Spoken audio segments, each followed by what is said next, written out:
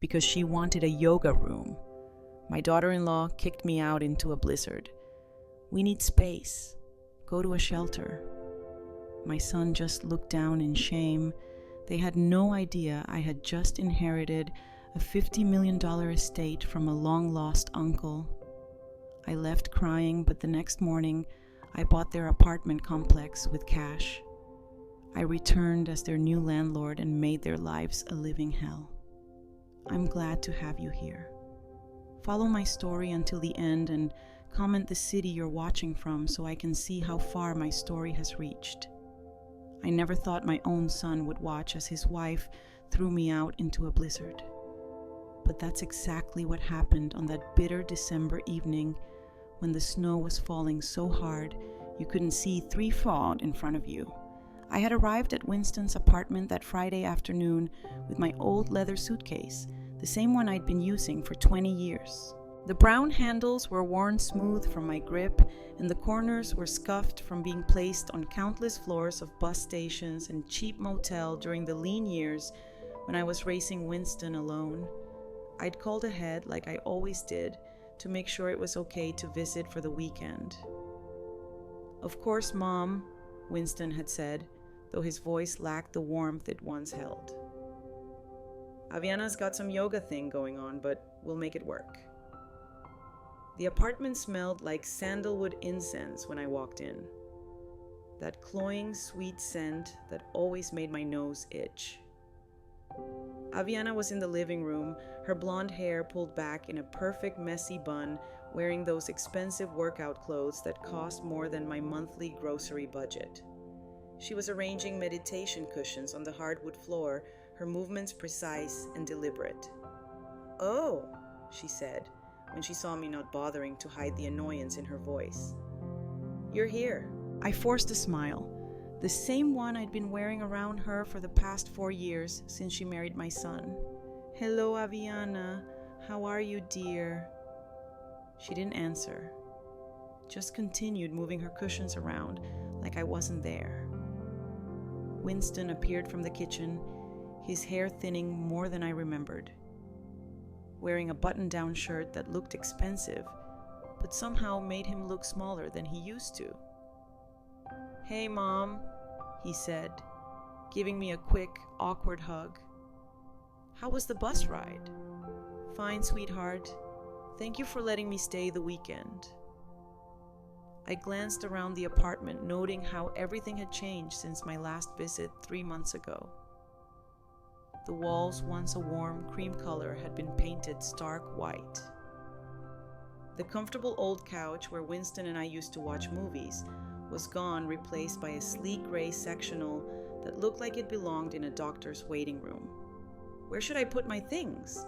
I asked, already knowing the answer would somehow be complicated. Aviana straightened up from her cushions, her green eyes sharp with irritation. "That's actually something we need to talk about." Winston shifted uncomfortably, his hands shoved deep in his pockets. I could see the muscles in his jaw working the way they used to when he was a little boy, trying not to cry.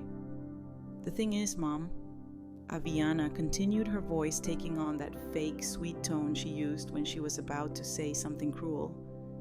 "I've been working really hard on building my yoga practice. I've got clients coming for private sessions, and I need the space to be perfect." I nodded slowly, not understanding where this was going, but feeling the familiar knot forming in my stomach that always appeared when Aviana started talking. "The guest room," she said, gesturing toward the small bedroom where I always stayed. "It has the best natural light in the apartment. I really need it for my yoga studio." The words hung in the air between us like smoke. I looked at Winston, waiting for him to say something, anything to defend me or offer an alternative. But he just stood there, staring at his expensive leather shoes, saying nothing. "I see," I said quietly. "Well, perhaps I could sleep on the couch. I don't mind, really." Aviana let out a short laugh. "Oh, that won't work either. I have early morning sessions starting at 6:30 a.m. I can't have someone sleeping in the living room. Outside, the wind was picking up, rattling the windows. I could hear the weather reporter on their muted television talking about the approaching storm, his hands gesturing at a map covered in angry red and white swirls. Maybe there's a hotel nearby, I suggested. Though I knew my monthly budget of $840 from Social Security wouldn't easily cover an unexpected hotel stay in this expensive neighborhood. Actually, Aviana said, her voice brightening with false enthusiasm.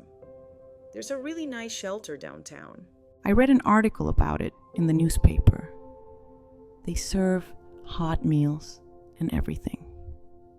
The words hit me like a physical blow. I felt my face flush with embarrassment and anger. A shelter. It's supposed to be quite clean, she continued, as if she were recommending a restaurant. And they have beds. Real beds, not just CS. I turned to Winston. My heart breaking as I watched my only child, the boy I'd raised alone after his father died, the child I'd worked double shifts to put through college, stand there and say absolutely nothing. Winston. I whispered, my voice barely audible over the wind outside. He finally looked up, his brown eyes, my eyes filled with something that might have been shame. But instead of speaking up for me, instead of telling his wife that throwing his 64-year-old mother out into a blizzard was unthinkable, he just shrugged. Maybe it would be better, Mom, he said. His voice so quiet I almost didn't hear him. Just for tonight until we can figure something else out. I felt something die inside my chest at that moment. Not break, die. This wasn't my son anymore. This wasn't the little boy who used to crawl into my bed during thunderstorms, or the teenager who promised he'd always take care of me when he grew up. This was a stranger wearing Winston's face, parroting words his wife had put in his mouth. I see, I said again, my voice surprisingly steady. I picked up my old suitcase, the weight of it familiar and somehow comforting in this moment of complete bewilderment. Aviana was already moving toward the door, eager to get me out before the storm got worse and made her look even more heartless than she already did. The shelter's on 5th Street, she called over her shoulder. You can't miss it. As I walked toward the door, I caught a glimpse of mail scattered on the kitchen counter. Bills, I noticed, several of them marked with red lettering. For just a moment, I saw Aviana glance nervously at the pile before quickly shuffling them out of sight. Mom, Winston called as I reached for the doorknob. I turned back, hope fluttering in my chest that he might have found his spine, that he might finally stand up to his wife and tell her this was wrong. Instead, he handed me a $20 bill. For a cab, he said, not meeting my eyes. I stared at the crumpled bill in his palm, remembering all the times I'd given him my last $20 when he was in college. All the meals I'd skipped so he could eat. All the nights I'd worked cleaning offices while he slept safely in his bed. Keep it, I said quietly, and walked out into the storm. The cold hit me like a wall. The snow was falling so heavily that I could barely see the streetlights, and the wind was driving the flakes horizontal, stinging my face and seeping through my old wool coat. I pulled my knitted hat down over my ears and started walking, not sure where I was going, but knowing I couldn't stand on their doorstep. My thin boots bought from a discount store 2 years ago were not made for this weather. Within minutes, I could feel the cold wetness seeping through to my socks. Each step was treacherous on the icy sidewalk, and I had to stop every few yards to wipe the snow from my glasses. I thought about the shelter Aviana had mentioned so casually, as if suggesting I spend the night with homeless strangers was perfectly reasonable. The shame burned in my chest, mixing with the cold, to create a pain I'd never felt before. How had I raised a son who could watch his wife treat me this way? After walking for what felt like hours, but was probably only 15 minutes, I found myself standing in front of a 24-hour diner. The neon sign buzzed and flickered, casting pink light on the snow-covered sidewalk. Through the steamed-up windows, I could see a few customers hunched over coffee cups, refugees from the storm like me. I pushed through the glass door, grateful for the blast of warm air that greeted me. The waitress, a woman about my age with graying hair pulled back in a practical ponytail, looked up from wiping down tables. "Rough night to be out," she said, her voice kind. "Yes," I managed, my voice cracking slightly. "It certainly is." I slid into a booth near the window and ordered coffee and pie. Partly because I was hungry, but mostly because I needed somewhere warm to sit and think. The coffee was bitter and strong, and the apple pie was clearly from a package, but it was warm and sweet and reminded me of better times. As I sat there watching the snow pile up on the window ledge, my phone buzzed in my purse. For one foolish moment, I thought it might be Winston calling to apologize, to tell me to come back, that he'd made a terrible mistake. Instead, it was a number I didn't recognize. The warmth of the diner felt like a mockery, now artificial and temporary. Outside, the storm was getting worse, and I was 64 years old with nowhere to go. And a son who had chosen his wife's yoga studio over his own mother's basic human dignity. I answered the phone with trembling fingers, not knowing that this call would change everything. The coffee in my hands had grown cold while I stared out at the storm, my mind drifting back to a different winter night 23 years ago. Winston was 14 then, and we were living in a tiny 2-bedroom apartment above Murphy's Bakery on the south side of town. The heat had been turned off because I was 3 weeks behind on the gas bill, and we were huddled together on the couch under every blanket we owned, watching our breath form clouds in the frigid air. "Mom, are you cold?" Winston had asked, his voice muffled by the scarf I'd wrapped around his neck. "No, baby," I'd lied, pulling him closer. "I'm fine, as long as you're warm." That night, I'd waited until he fell asleep, then slipped out into the snow, wearing my waitress uniform, and walked 6 blocks to Murphy's, where I worked the overnight shift cleaning the bakery equipment. My hands were so numb I could barely hold the scrub brush, but I earned $35 that night, enough to get the heat turned back on the next day. Winston never knew about those overnight shifts. He never knew about the nights I cleaned office buildings downtown while he slept, or the mornings I came home exhausted and made him breakfast with a smile on my face like I'd had a full night's rest. He never knew that I sold my wedding ring, the only thing of value I had left from his father, to buy him a computer for school when he was 16. All he knew was that somehow we always managed. Somehow there was always food on the table and heat in the apartment and money for his school supplies. Somehow his mother always found a way. I used to be proud of that. I used to think I was teaching him something valuable about resilience and determination. I never imagined I was teaching him to take my sacrifices for granted. The diner bell chimed as another customer pushed through the door, bringing a swirl of snow with them. I watched them stamp their feet and shake off their coat, grateful for shelter from the storm. And I wondered if Winston ever thought about those nights when I was his shelter, when I stood between him and every hardship life tried to throw at us. After his father died in that car accident, people told me I should consider giving Winston up for adoption. "You're so young," they said. "You could start over, meet someone else, have a real life." But Winston was my real life. He was 5 years old, with his father's stubborn chin and my brown eyes.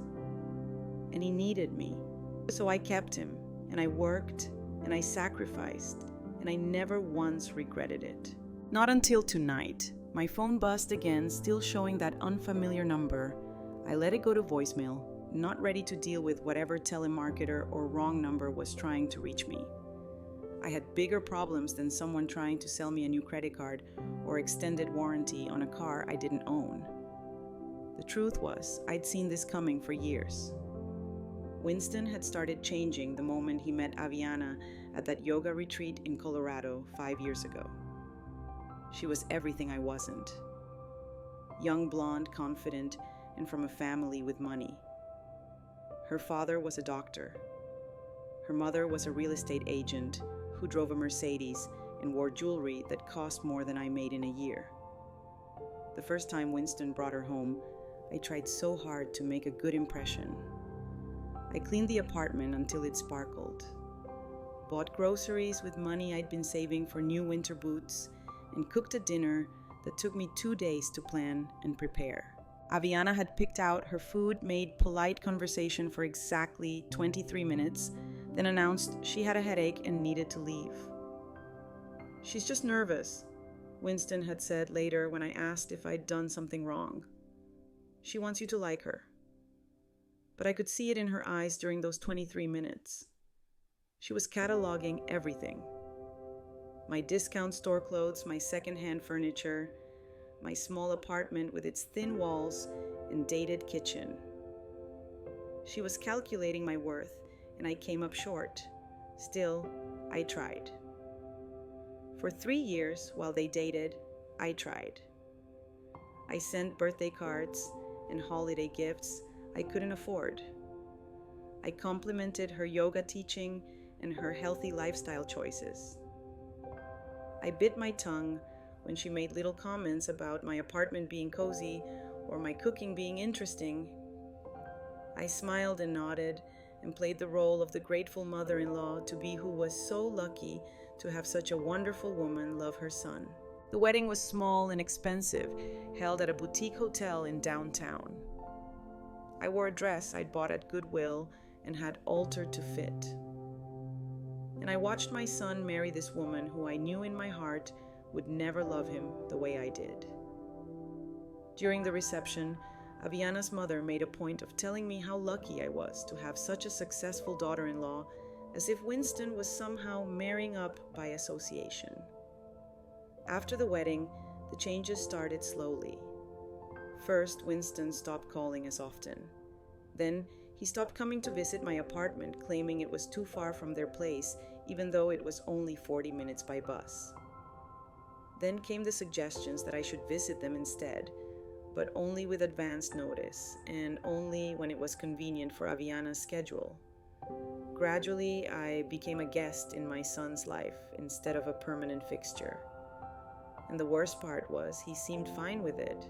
He seemed almost relieved to have someone else making the decisions about when and how often he had to deal with his mother. The last time I'd felt truly welcome in Winston's presence was 2 years ago during a family barbecue at Aviana's parents' house. Their backyard was beautiful, professionally landscaped, with a stone patio and an outdoor kitchen that probably cost more than I'd ever made in a single year. I was sitting at the far end of the table trying to make conversation with Aviana's aunt when I overheard Winston talking to Aviana's father. The thing about my mom, Winston was saying, is that she never really had any ambition. You know, she was content just working those little jobs and raising me. She never wanted more for herself. I'd felt something twist in my chest hearing those words. Never wanted more. I'd wanted everything. College, a career travel, love a second chance at happiness. I'd wanted 1,000 things I never got because I was too busy wanting things for him instead. But sitting in this diner now with snow piling up outside and nowhere to go, I finally understood something I'd been too blind to see for years. Winston didn't remember my sacrifices as love. He remembered them as my job. In his mind, I wasn't a woman who had given up everything for him. I was simply a mother who had done what mothers do. And now that he had a wife to take care of him, my services were no longer required. My phone buzzed a third time, and this time I decided to answer it.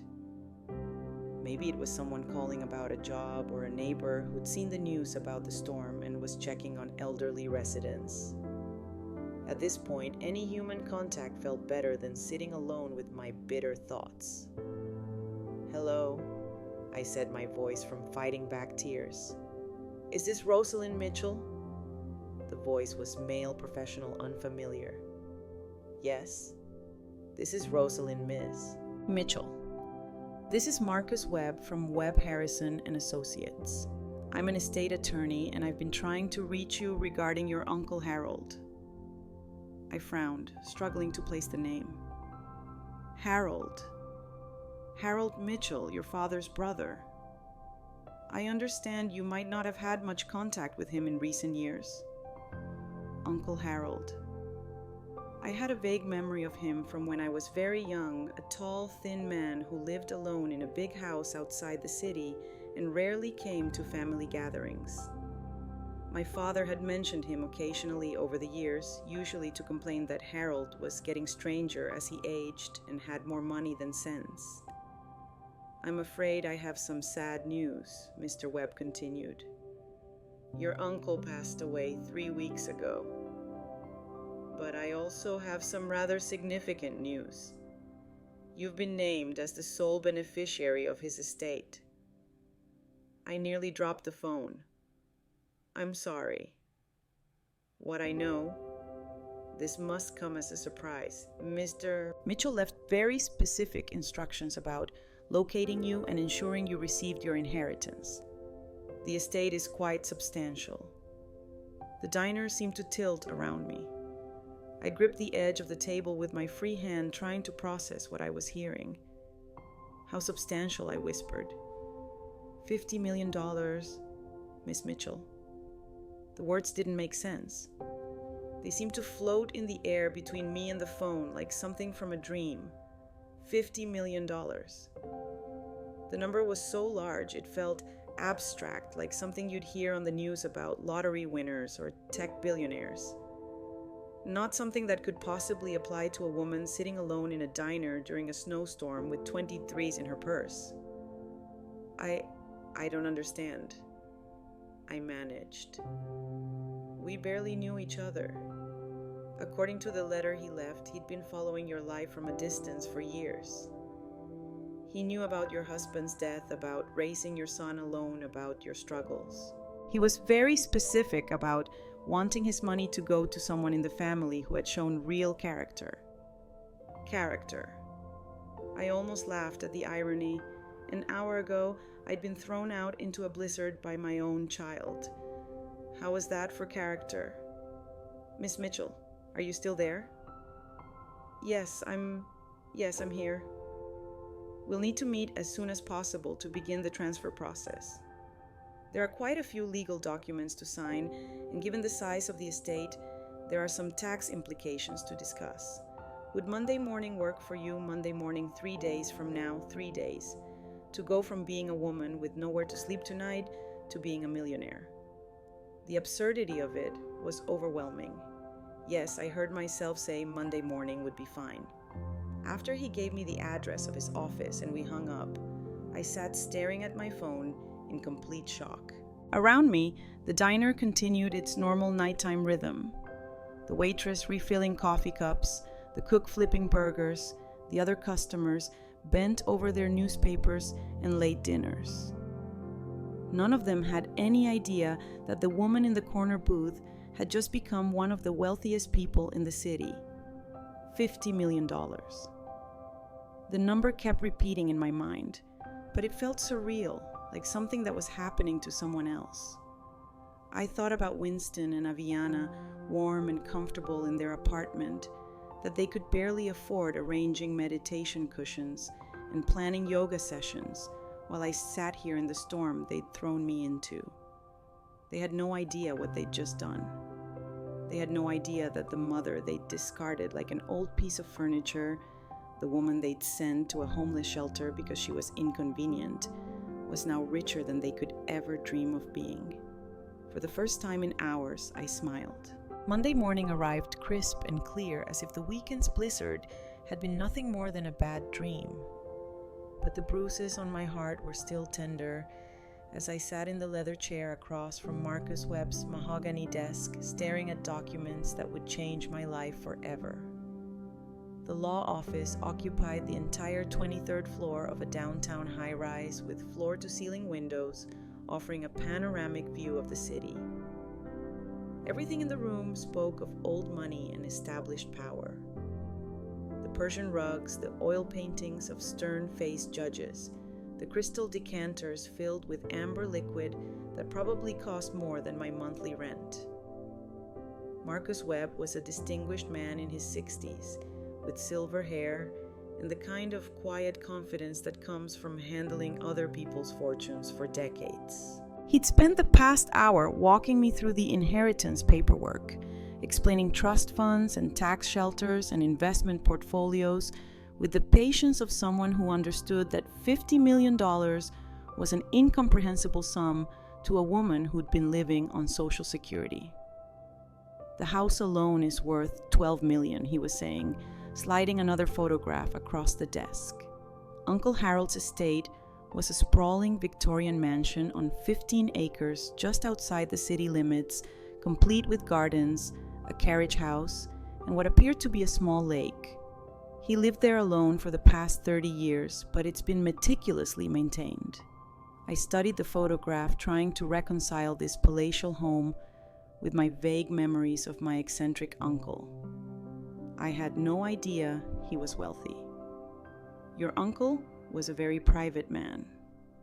He made his fortune in real estate development back in the 70s and 80s, then essentially became a recluse. No wife, no children, very few social connections.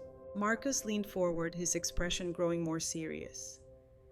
But he did keep track of his family, particularly you. He knew about your struggles after your husband died, about how you raised Winston alone. He was quite specific in his letter about wanting his wealth to go to someone who had shown real sacrifice and character.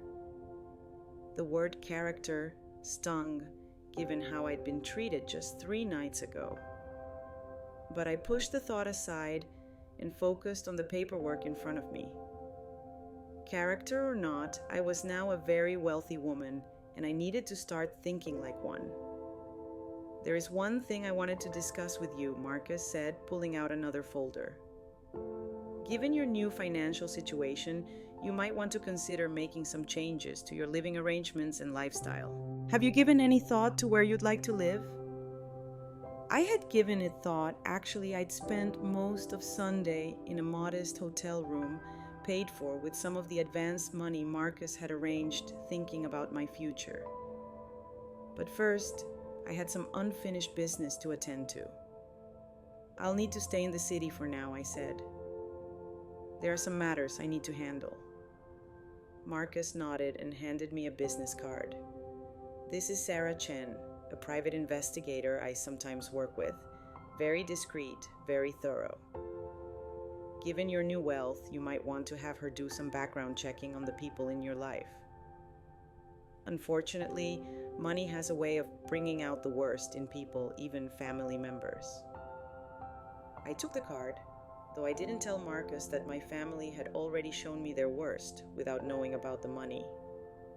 Thank you. I think that's a very good idea. After leaving the law office, I spent the afternoon in my new reality. I opened accounts at 3 different banks, each requiring multiple forms of identification and verification calls to Marcus's office. I bought new clothes, not expensive designer pieces, but quality items that fit properly and didn't scream discount store. I purchased a reliable car. Nothing flashy, just a dependable sedan that would start every time and keep me warm in winter. But more importantly, I called Sarah Chen. We met at a coffee shop near her office. A sleek woman in her 40s with an MBA from Northwestern and 15 years of experience in corporate investigation. I told her what I needed: a complete financial background check on my son and daughter-in-law. Most people want to know about assets, she said, taking notes in a leather portfolio.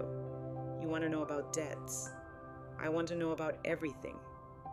But yes, especially debts. Sarah's report came back 2 days later, and it was even worse than I'd suspected. Winston and Aviana owed $87,000 in credit card debt spread across 11 different accounts. Their mortgage was 3 months behind, totaling $9,600 in missed payments. Aviana's yoga business was failing. She'd lost her lease on the downtown studio 6 months ago because she couldn't make the rent. And now she was trying to run private classes out of their apartment to generate income. Even that wasn't working. She had only 4 regular clients, and one of them had recently complained about noise from the neighbors and was threatening to find another instructor. Winston had been laid off from his marketing job 8 months ago and hadn't told anyone, including me. He'd been living off unemployment benefits and the occasional freelance project, but even the unemployment was about to run out. They were 2 weeks away from eviction proceedings on their apartment, and Aviana's car was about to be repossessed. As I read through Sarah's report sitting in the living room of my new hotel suite, I felt a complicated mix of emotions. Part of me was shocked by the scope of their financial crisis. These were not small problems or temporary setbacks. Winston and Aviana were drowning. But another part of me, a part I wasn't entirely proud of, felt a cold satisfaction. They'd thrown me out into a blizzard because they needed space for yoga classes that weren't making money anyway. They'd sent me to a homeless shelter because I was inconvenient, because I represented the kind of poverty and struggle they were trying so hard to pretend they'd escaped. They had no idea how close they were to losing everything. I spent that evening walking through the neighborhood where Winston and Aviana lived, studying the area with new eyes. It was a gentrified district, full of converted warehouses and trendy restaurants, the kind of place where young professionals went to feel sophisticated and urban.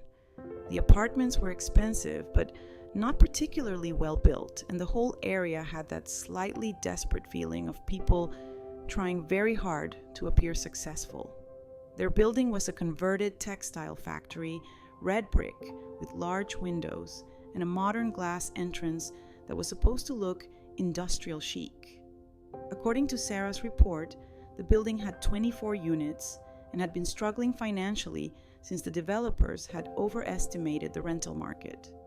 Half the units were currently empty, and the management company was behind on maintenance and building improvements. I stood across the street looking up at what I now knew was Winston and Aviana's 4th floor apartment. I could see lights on in their windows, probably Aviana practicing her yoga routines, or Winston sending out more job applications that would likely go unanswered.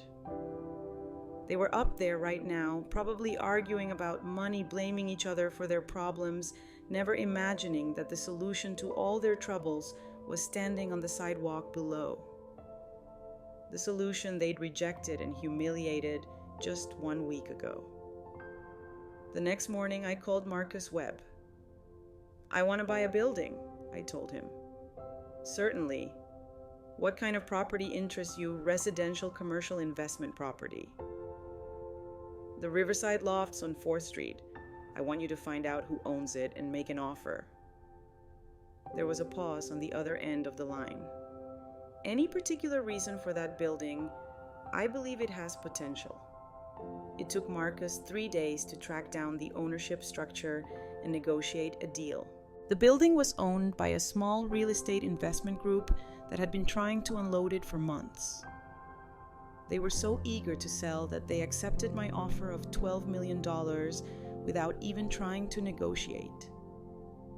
By Friday afternoon, I was the new owner of the building where my son lived. Winston and Aviana had no idea. Of course, the sale was handled through a shell company that Marcus had set up, and the management would remain the same for now. As far as my tenants knew, nothing had changed, but everything had changed. I spent that weekend in my hotel suite planning. I had Sarah pull the rental agreements and lease terms for all the units in the building. I studied the maintenance records and building expenses. I reviewed local rental rates and building codes. I was no longer just a heartbroken mother who'd been cruelly rejected. I was a businesswoman with $50 million and a very specific problem to solve. The problem was that my son and his wife had forgotten how to treat people with basic human decency. They'd become so focused on their own wants and needs that they'd lost sight of fundamental values like respect, gratitude, and compassion. They needed to be reminded of these values. And since they'd shown no inclination to learn them on their own, I was going to provide some educational opportunities. On Monday morning, I met with the building's management company. I told them I wanted to implement some improvements to increase the property value and rental income. I authorized a complete renovation of the building's common areas, starting with the lobby and mailroom. I approved new security measures, including cameras and a more sophisticated entry system. I signed off on landscaping improvements and exterior cleaning. All of these changes were perfectly reasonable for a new owner who wanted to improve their investment. The fact that they would also give me detailed information about the comings and goings of my tenants was simply a convenient side effect. I also approved some policy changes. The management company would now be much more strict about lease enforcement. Late rent payments would result in immediate notices. Noise complaints would be taken seriously and documented. Violations of building rules, like using common areas for unauthorized business purposes, would result in warnings and potential fines. These policies would apply to all tenants equally. Of course, I wasn't targeting anyone specifically. I was simply ensuring that my building was run professionally and that all residents followed the same rules. The fact that these rules might be particularly challenging for tenants who are already struggling financially or who were trying to run yoga businesses out of apartments that were zoned for residential use only was simply a matter of coincidence. By the end of that first week as a property owner, I had learned several interesting things. Winston left the building every morning at 8:30, dressed in a suit, as if he were going to work.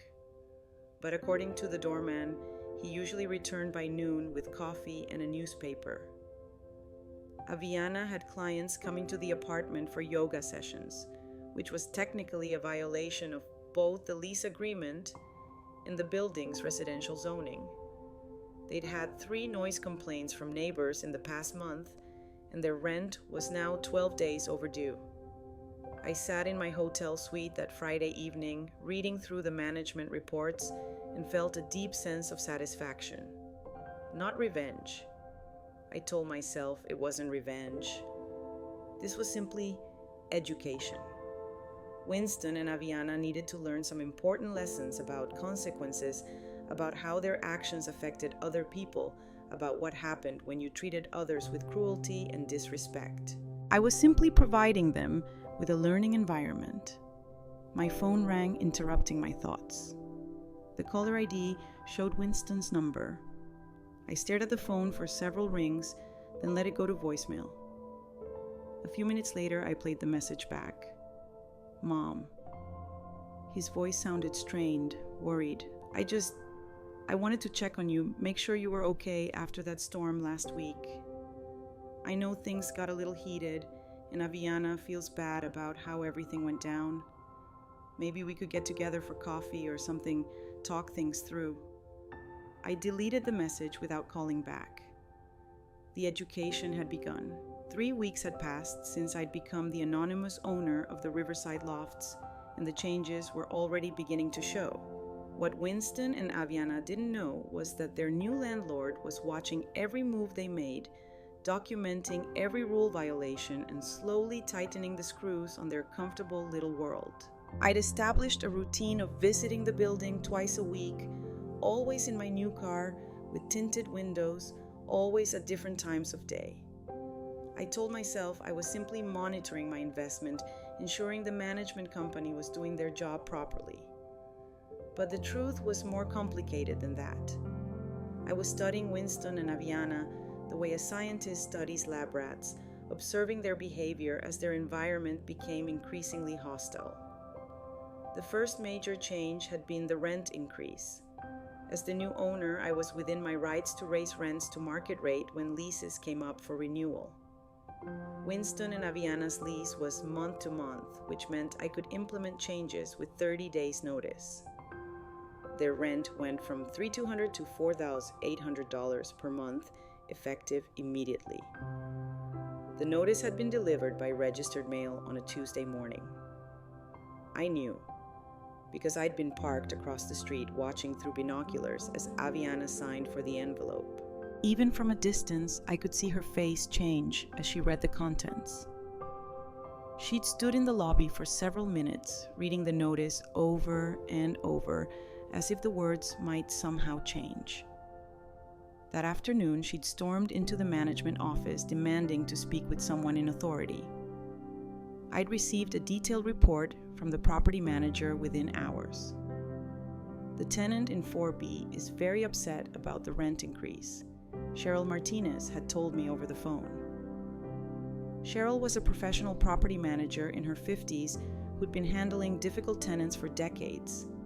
She claims they can't afford the new rate and wants to negotiate.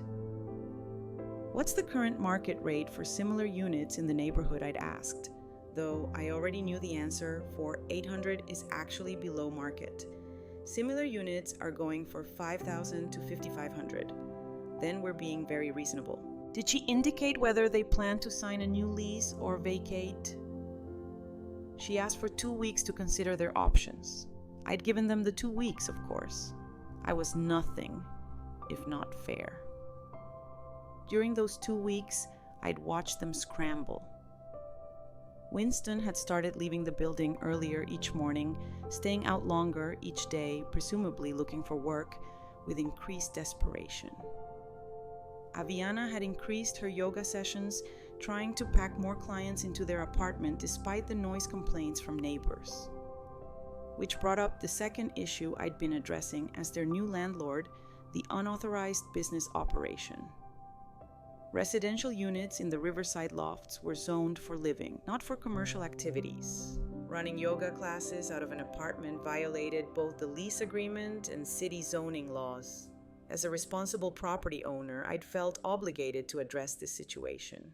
The first warning notice had been delivered on a Thursday, the same day I'd observed Aviana leading a session with 6 students in their living room. The notice was polite but firm, reminding tenants that commercial activities were prohibited in residential units and that violations could result in lease termination. Aviana had ignored the warning.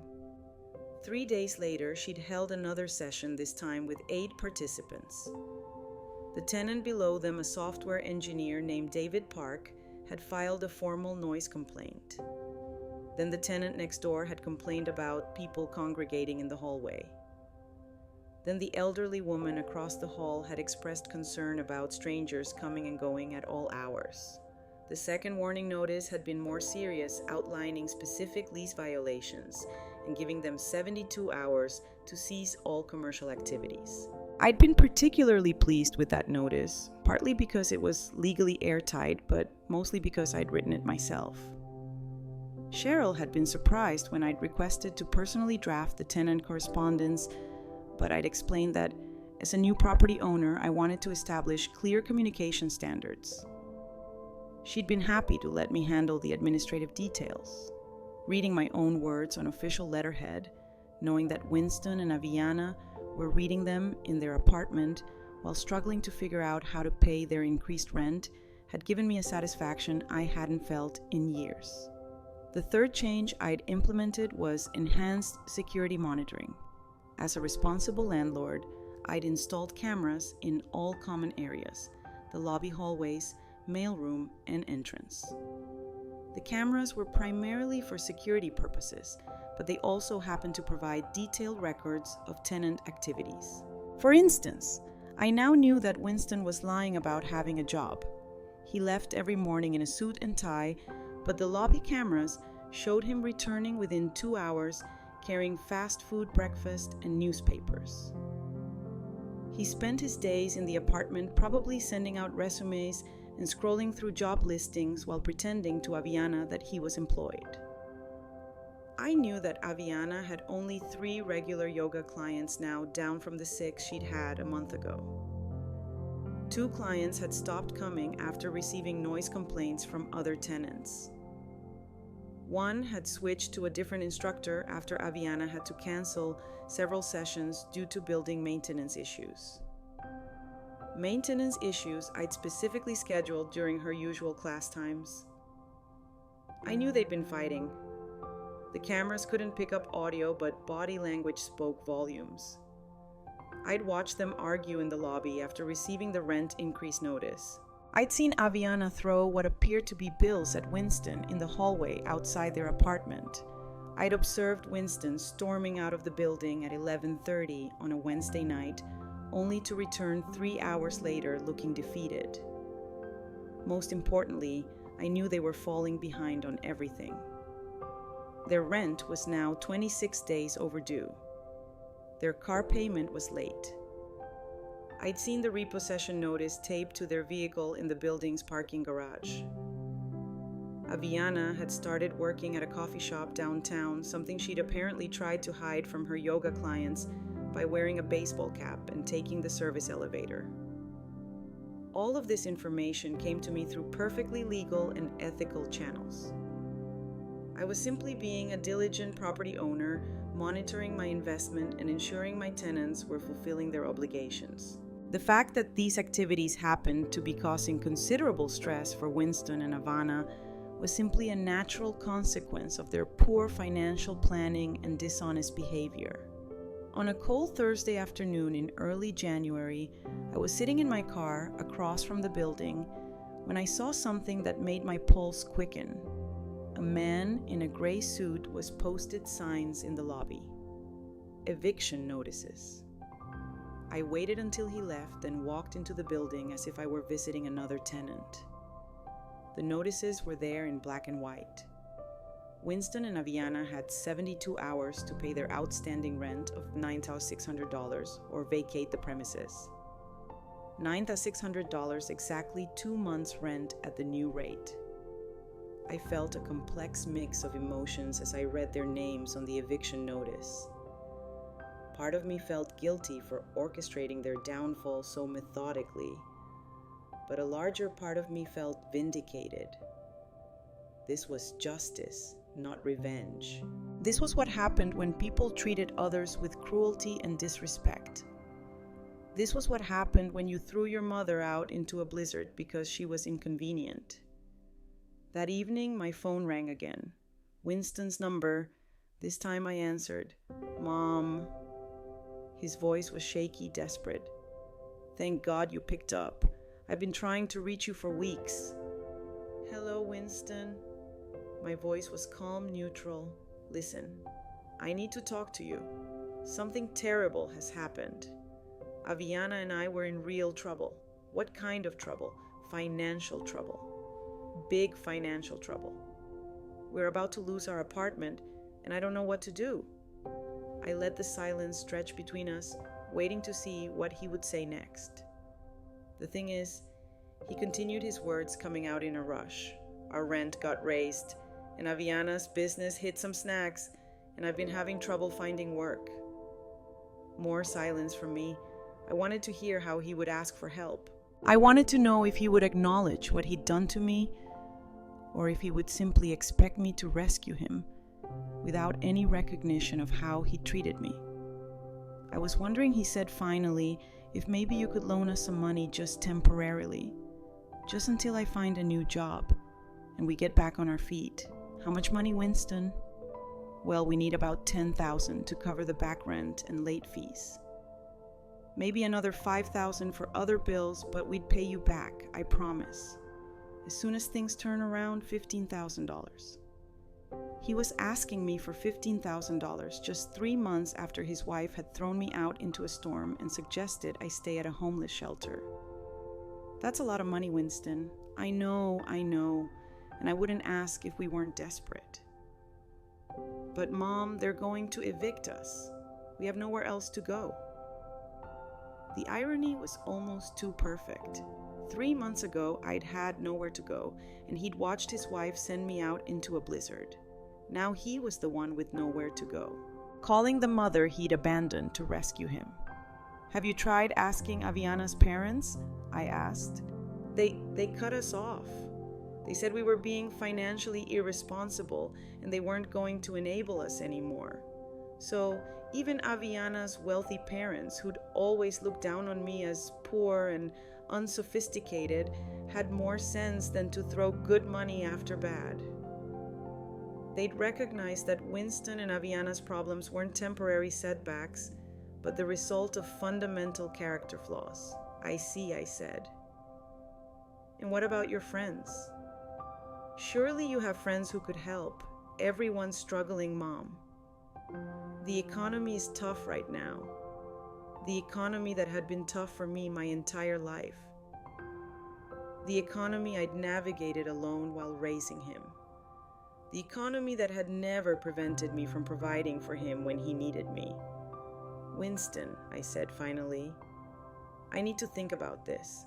It's a lot of money and I'm on a fixed income. I know, and I'm sorry to put you in this position, but you're the only family I have left." Family. The word tasted bitter in my mouth. I was family when he needed money, but I hadn't been family when he'd needed courage to stand up to his wife. "I'll call you back," I said, and hung up. I sat in my hotel suite that night, looking out at the city lights, thinking about power and justice and the strange ways life circles back on itself. Winston had asked me for $15,000, not knowing that I could write him a check for $50 million without affecting my lifestyle at all. But money wasn't the issue. Character was the issue. 3 months ago, when I'd needed shelter from a storm, he'd chosen his wife's yoga studio over my basic human dignity. Now that he needed shelter from the storm of his own making, he expected me to choose his comfort over my own sense of justice. Some lessons I'd learned could only be taught through consequences. I didn't call him back that night, or the next day, or the day after that. 72 hours later, Winston and Aviana were evicted from their apartment, their belongings stacked on the sidewalk like a garage sale nobody wanted to buy. I watched from my car as they loaded what they could fit into their aging sedan, arguing about what to take and what to leave behind. Aviana was crying, probably from frustration and humiliation. Winston looked shell-shocked, like a man who couldn't understand how his life had fallen apart so quickly. As they drove away from the building I now owned, I felt a deep sense of closure. Not satisfaction exactly, but something more profound. Justice, perhaps, or maybe just the understanding that actions have consequences, even when those consequences take months to unfold. They still didn't know that their mysterious new landlord was the woman they'd thrown out into the snow. They still didn't know that every rule violation and rent increase and policy change had been carefully orchestrated by someone who understood exactly how it felt to be discarded and forgotten. But they were learning something important. That the world could be a cold and unforgiving place when you found yourself with nowhere to go and no one willing to help. It was a lesson I'd hoped never to teach my own child. But some lessons, apparently, could only be learned the hard way. 2 weeks after their eviction, Winston and Aviana were living in a cramped studio apartment above a Chinese restaurant on the other side of town. The smell of fried rice and soy sauce seeped through the floorboards day and night, and the neon sign from the restaurant below cast red and yellow shadows across their walls until 3:00 in the morning. The rent was $800 a month, all they could afford. And the landlord had demanded first month last month and a security deposit up front. I knew all of this because I'd been following their situation closely, not stalking. I wasn't a stalker. I was simply keeping track of former tenants who'd caused problems in my building. It was good business practice to monitor people who'd violated lease agreements in case they tried to rent from me again in the future. At least that's what I told myself. Sarah Chen. My private investigator had been providing regular updates on their circumstances. Winston had finally found part-time work at a telemarketing company making cold calls to sell extended warranties on household appliances. He was earning $12 an hour for 25 hours a week, bringing home roughly $1,200 a month before taxes. It was honest work, but it was also the kind of soul-crushing job that slowly eroded your sense of self-worth with every rejected phone call. Aviana had given up on teaching yoga entirely. The stress of the eviction and their financial collapse had destroyed her confidence, and she'd lost her remaining clients. She was now working full-time at 2 different coffee shops, pulling double shifts 6 days a week, just to help cover their basic expenses. Her hands, which used to be soft and manicured for her yoga practice, were now stained with coffee and cracked from constant washing. But what interested me most was how their relationship was deteriorating under the pressure. According to Sarah's surveillance reports, they were fighting constantly.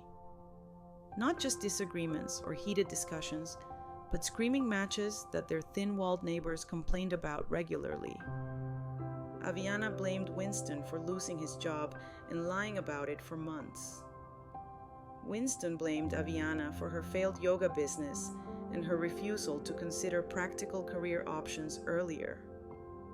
Both of them seemed to blame some mysterious conspiracy for their sudden run of bad luck. They'd spent weeks trying to figure out who was behind their eviction. Winston had contacted 3 different lawyers, but none of them had been willing to take their case once they learned the full details. The rent increase had been legal. The eviction notice had been properly served. All building policies had been clearly stated in their lease agreement. They had no legal recourse against their former landlord. Aviana had become obsessed with the idea that someone was deliberately sabotaging them. She'd convinced herself that one of her former yoga clients, probably someone jealous of her success, had somehow bribed their landlord to get them evicted. It was a ridiculous theory with no basis in reality, but it gave her something to focus her anger on besides their own poor choices. Winston, meanwhile, had developed his own conspiracy theory. He believed his former boss had blacklisted him throughout the marketing industry, preventing him from finding decent employment. He'd convinced himself that his unemployment was the result of professional sabotage, rather than the simple fact that he'd been laid off during a corporate downsizing and didn't have the skills or experience to compete in a tough job market. Neither of them suspected that their real problem was sitting in a luxury hotel suite across town, monitoring their every move and feeling a complicated mix of satisfaction and guilt about their suffering. The guilt was new, and it bothered me more than I wanted to admit. 3 weeks into their new living situation, Winston called me again. I'd been expecting the call. Sarah had reported that they were already behind on rent at their new place and their credit cards were maxed out. They were approaching complete financial collapse, and I was still the only person in their lives who might be able to help them.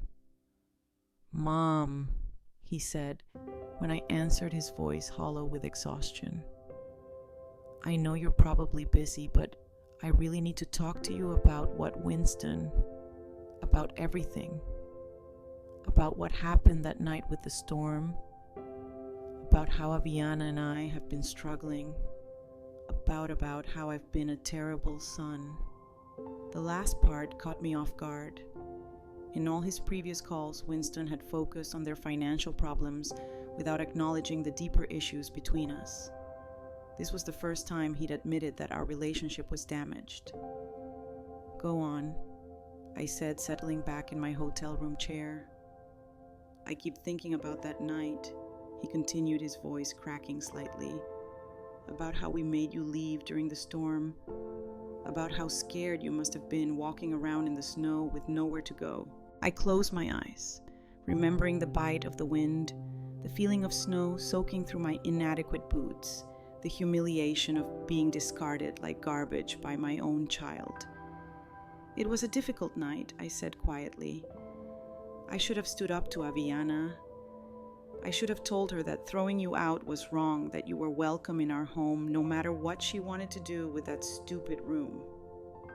His voice was getting stronger, more emotional. I was a coward, and I'm sorry. I'm so sorry, Mom.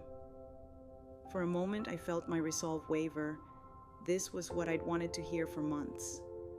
Acknowledgement, apology, recognition that he'd failed me as a son.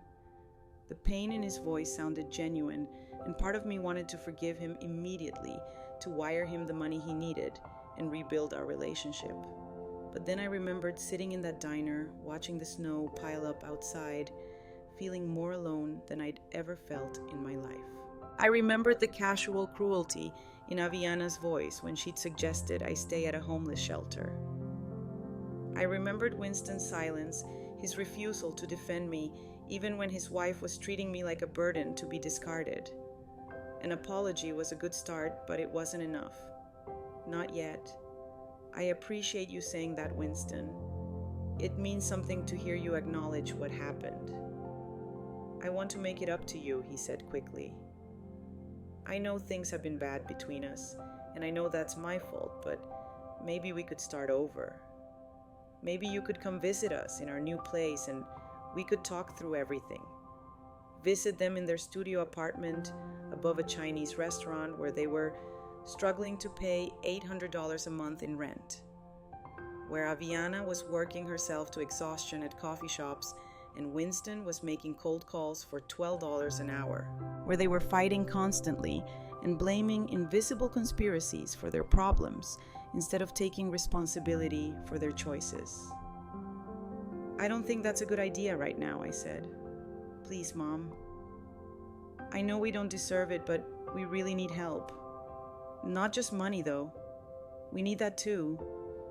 But family. We need to know that we're not completely alone in this. Alone. The word echoed in my mind, carrying with it all the weight of my own recent loneliness.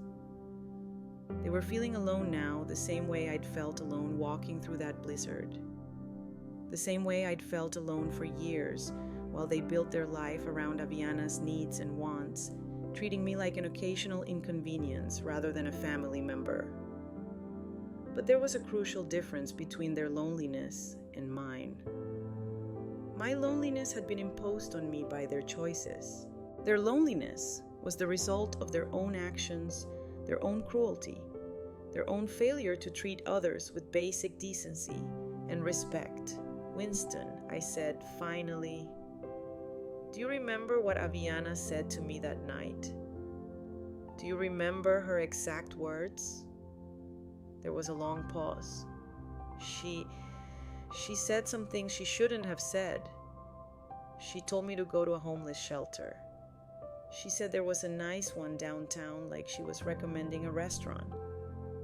My voice was steady, but I could feel old anger stirring beneath the surface. And you stood there and let her say it. You let your wife suggest that your 64-year-old mother should spend the night with homeless strangers rather than inconvenience her yoga practice. I know. And I'm ashamed of it every day. Are you ashamed now because you need something from me? Another long pause. When Winston spoke again, his voice was smaller, more defeated. Maybe both. I don't know. I just know that I've lost everything, and you're the only person who might still care about me. The honesty in that admission hit me harder than his apology had. Winston had always been good at saying what people wanted to hear, but there was something raw and vulnerable in his voice that suggested he was finally telling the truth about his situation. Where is Aviana now? I asked. At work. She's pulling a double shift at the coffee shop. She won't be home until midnight. And how is she handling the stress? Winston let out a bitter laugh. Not well. She's convinced someone is sabotaging us. She thinks one of her old yoga clients bribed our landlord to get us evicted. She's talking about hiring a private investigator to figure out who's behind all our problems. A private investigator. The irony was almost too much to bear. If Aviana hired someone like Sarah Chen, someone competent and thorough, they might actually discover the truth about who owned their former building. They might trace the shell company back to Marcus's law firm and from there to me. But they probably couldn't afford a real investigator. They were barely scraping together rent money for a studio apartment above a restaurant. Any private investigator they could afford would likely be incompetent or dishonest. Someone who would take their money and provide them with useless theories and false leads. Still, the possibility worried me. I'd been careful to cover my tracks, but I wasn't a criminal mastermind. If someone started digging seriously into the ownership of the Riverside lofts, they might eventually uncover my involvement. Winston.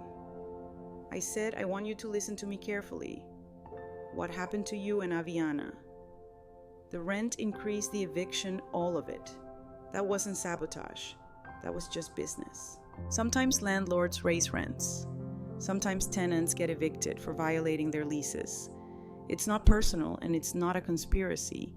It's just what happens when people can't pay their bills. But everything happened at once, he protested.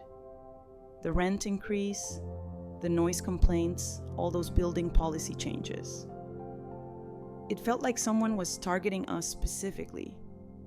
Or maybe I said gently, it felt that way because you were already in trouble and looking for someone else to blame. Maybe the real problem was that you'd been living beyond your means for months, lying about your employment situation and running an illegal business out of your apartment. Silence on the other end of the line.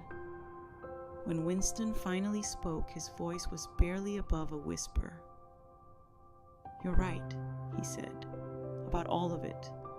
We made bad choices and we're paying the price. Yes, you are. So what do I do now? How do I fix this? The question hung between us, heavy with desperation and hope. Winston was asking me to save him the same way I'd saved him countless times throughout his childhood. But this time was different. This time saving him would mean rescuing him from consequences he needed to face, lessons he needed to learn about character and responsibility, and treating other people with dignity. You fix it by learning from it, I said. You work your jobs, you pay your debts, and you figure out how to rebuild your life based on what you can actually afford rather than what you want to have and us. Is there any chance of fixing things between us? I looked out the window of my hotel room, watching the city lights twinkle in the darkness. Somewhere out there, Winston was sitting in a cramped studio apartment, probably surrounded by unpaid bills and the smell of fried rice, wondering if he destroyed his relationship with his mother permanently. That depends on you, I said. On whether you've really learned something from all this, or whether you'll go back to your old ways as soon as things get easier. I have learned something, he said quickly. I've learned that family is the most important thing, that treating people badly has consequences, that I need to be a better man. Pretty words, but words were easy. Change was hard. We'll see, I said, and hung up. The next morning, I received a call from Marcus Webb. I thought you should know, he said. Someone has been asking questions about the ownership of the Riverside lofts. Apparently, a young woman came to the city planning office yesterday trying to find out who bought the building and when. My pulse quickened. What kind of questions? Basic stuff. Purchase date, price, ownership records, all public information, but it suggests someone is starting to investigate the sale. Aviana, she was actually following through on her conspiracy theory, trying to track down the mysterious new landlord who had destroyed her life. And if she kept digging, if she traced the ownership back through the shell company to Marcus's firm and eventually to me, the whole carefully constructed plan could come crashing down. What do you recommend? I asked. Nothing dramatic. The legal structures we put in place should hold up under casual scrutiny. But if someone hires a real private investigator, someone with experience in corporate law, they might be able to piece things together. I spent the rest of the day thinking about exposure, about what would happen if Winston and Aviana discovered the truth. Would Winston understand that justice had been served? Would he see the poetic appropriateness of learning about homelessness from the woman he'd sent out into a blizzard? Or would he simply see it as confirmation that the world was out to get him? That his mother was just another person trying to destroy his happiness? Either way, I realized the time for hiding was coming to an end. Soon, one way or another, Winston would learn the truth about what had happened to his life. And then we would discover whether he'd really learned anything at all. The meeting I'd been both dreading and anticipating finally came 6 weeks later on a gray March afternoon when the last of winter snow was melting into dirty slush on the sidewalks. Marcus Webb had called that morning to inform me that Aviana had indeed hired a private investigator. Not a competent one, thankfully, but someone persistent enough to eventually trace the Riverside Loft's ownership back to my shell company. She knows Marcus had said simply, maybe not everything, but enough to cause problems. You should probably consider how you want to handle this. I'd known this moment would come eventually. Part of me had even wanted it to come. Living with a secret this large was exhausting, and there was something appealing about the idea of finally confronting Winston and Aviana with the truth about what they'd done and what it had cost them. The call came that afternoon. Winston's number, but when I answered, it was Aviana's voice I heard. "We know it was you," she said without preamble, her voice tight with anger and something that might have been fear. I took a slow breath, settling back in my hotel room chair. After months of watching and planning and orchestrating their downfall from the shadows, it felt strange to be speaking directly to the woman who'd thrown me out into a blizzard. "Hello, Aviana," I said calmly. "What exactly do you think you know? Don't play games with us. We know you bought the building. We know you're the reason we got evicted, the reason our lives fell apart. What I don't understand is why. Where are you calling from?" "We're in the lobby of your hotel. We're coming up." The line went dead. I stood up and walked to the window, looking down at the street below. Sure enough, I could see Winston's battered sedan parked in front of the hotel entrance, snow melting off its dirty windshield. Within 10 minutes, there was a knock at my door. When I opened it, Winston and Aviana stood in the hallway like a pair of refugees from their own life. Winston looked thinner than he had 6 months ago, his face gaunt and his clothes hanging loose on his frame. Aviana looked worse. Her blonde hair was stringy and unwashed. Her expensive yoga clothes had been replaced by cheap jeans and a coffee shop uniform shirt, and her eyes had the hollow, desperate look of someone who'd been pushed past their breaking point. "Come in," I said, stepping aside. They entered my suite slowly, looking around at the luxury accommodations with a mixture of awe and resentment. The room was larger than their current apartment, with a sitting area, a work desk, and floor-to-ceiling windows overlooking the city. Room service had left fresh flowers on the coffee table that morning, and the air smelled like expensive soap and clean linens. "Nice place," Aviana said, her voice dripping with sarcasm. "Business must be good for someone living on Social Security." I gestured to the sofa. "Please sit down. We have things to discuss." Winston perched on the edge of the couch like he was ready to run at any moment. Aviana remained standing, her arms crossed, her posture aggressive and defensive at the same time. "How long have you known?" I asked. "About a week," Winston said quietly. Aviana hired this investigator guy, and he traced the building ownership back through some company to a law firm.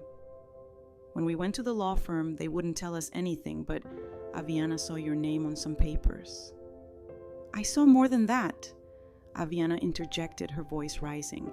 I saw financial records showing you paid $12 million for that building. $12 million. Where the hell did you get $12 million?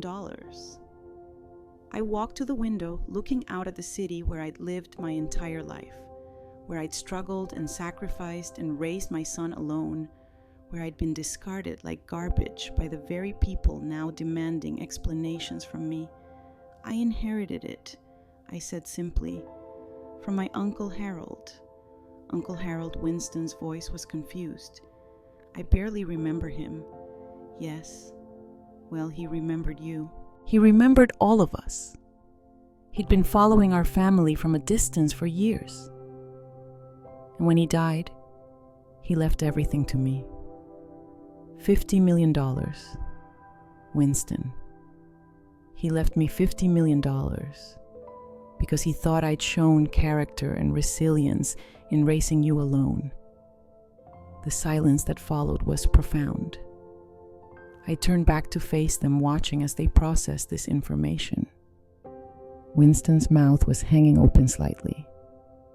Aviana was staring at me like I'd just revealed I was an alien from another planet. 50 million, Winston whispered. Yes. I became wealthy 3 days after you threw me out into that blizzard. 3 days after your wife suggested I spend the night in a homeless shelter because I was inconvenient to her yoga practice. Aviana's face flushed red. That was just, we were stressed about money and we needed the space. You were stressed about money, I said, my voice still calm, so you solved the problem by making your stress into someone else's emergency. You took your financial problems and turned them into my housing crisis. We didn't know about the inheritance, Winston said desperately. If we'd known you had money, obviously things would have been different. Would they? I tilted my head, studying his face. You think the problem was that you didn't know I was wealthy? The problem, Winston, was that you knew I was your mother and you let your wife treat me like trash anyway. It wasn't like that, Aviana protested, but her voice lacked conviction. It was exactly like that. I sat down in the chair across from them, my movements deliberate and controlled. You wanted my room for yoga classes that weren't making money anyway. You wanted me gone so you could pretend your life was more elegant and sophisticated than it actually was. And when I pointed out that there was a blizzard outside, you told me to go to a shelter. We made a mistake, Winston said, his voice cracking. A terrible mistake. But Mom, you destroyed our lives over it. You made us homeless. You ruined Aviana's business. You cost me my relationship with my wife. I didn't destroy anything, I said firmly. I simply stopped enabling you to live beyond your means.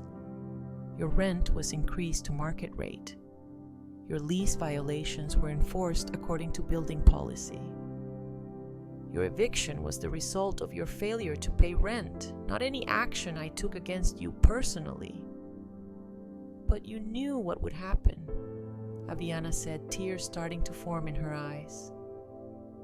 You knew we couldn't afford the increase. You knew we'd lose everything. Yes, I knew. Just like you knew I had nowhere to go that night when you threw me out. Just like you knew it was dangerous for a 64-year-old woman to be walking around in a blizzard. But you did it anyway because my safety and dignity were less important to you than getting what you wanted. Winston buried his face in his hands. What do you want from us? An apology. Money. What will it take for you to forgive us? I want you to understand, I said. I want you to understand what it feels like to be discarded by people who should love you. I want you to understand what it means to have nowhere to go and no one to help you. I want you to understand that actions have consequences, even when those consequences take months to unfold. We understand, Aviana said quickly. We get it. We learned our lesson. Can't we just move past this? Have you... I looked directly at her. Because 6 months ago, you solved your problems by making them someone else's crisis. And right now, you're trying to solve your problems by making them my responsibility. You're asking me to rescue you from consequences you created, just like you asked me to disappear when I was inconvenient. How exactly is that different? The question hung in the air like smoke. Winston looked up from his hands, his eyes red with exhaustion and defeat. Aviana's mouth opened and closed silently like a fish gasping for air. "I don't know," Winston whispered finally. "I don't know how to fix this. I don't know how to make things right between us." For the first time since they'd arrived, I felt my anger begin to soften. This wasn't the entitled, self-righteous son who'd watched his wife abuse me 6 months ago. This was a broken man who was finally beginning to understand the weight of his choices.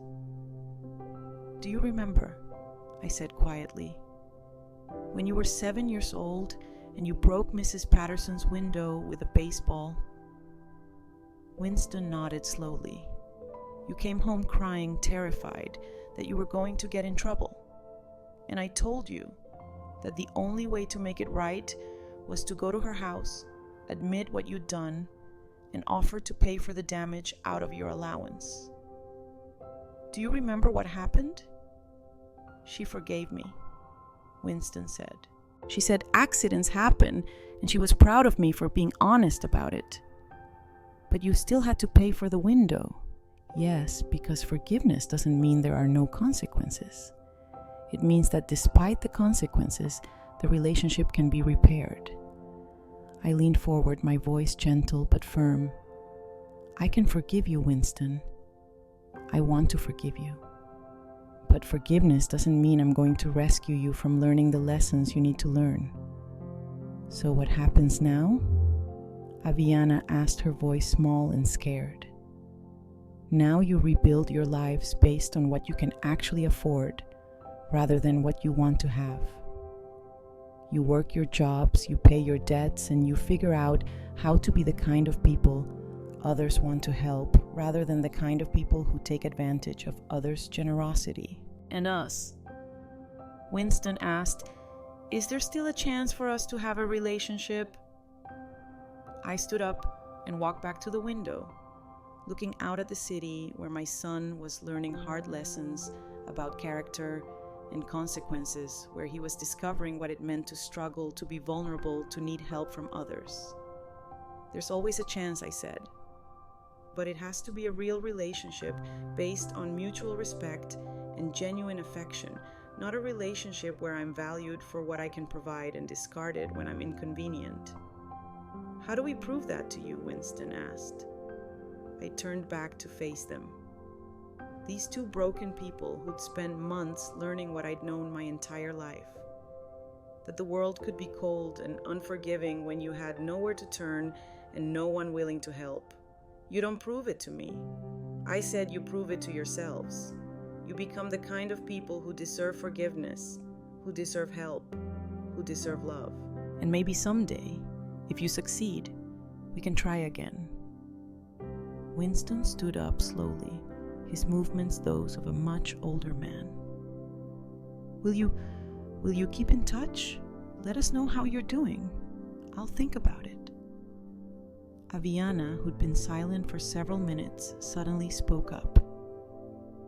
"I'm sorry," she said, her voice breaking. "I'm sorry for what I said that night. I'm sorry for how I treated you. I was awful, and I know it. And I don't have any excuse except that I was selfish and cruel, and I thought I was better than you." It was the first genuine apology I'd received from either of them. Not an apology designed to get something from me, but an acknowledgement of real wrongdoing and genuine remorse. "Thank you," I said. "That means something." They left a few minutes later, walking slowly toward the elevator like two people carrying invisible weights. I watched from my window as they climbed into their battered sedan and drove away, probably back to their studio apartment above the Chinese restaurant where they'd spend the evening figuring out how to rebuild their lives from scratch. I felt lighter than I had in months, Not because I'd gotten revenge. Revenge would have been cold and empty. This felt like something more meaningful. Justice, perhaps, or maybe just the restoration of natural order. Winston and Aviana had learned what it meant to be vulnerable and powerless. They'd learned that actions have consequences. They'd learned that the people you hurt today might be the people you need help from tomorrow. Whether they'd learned these lessons permanently remained to be seen.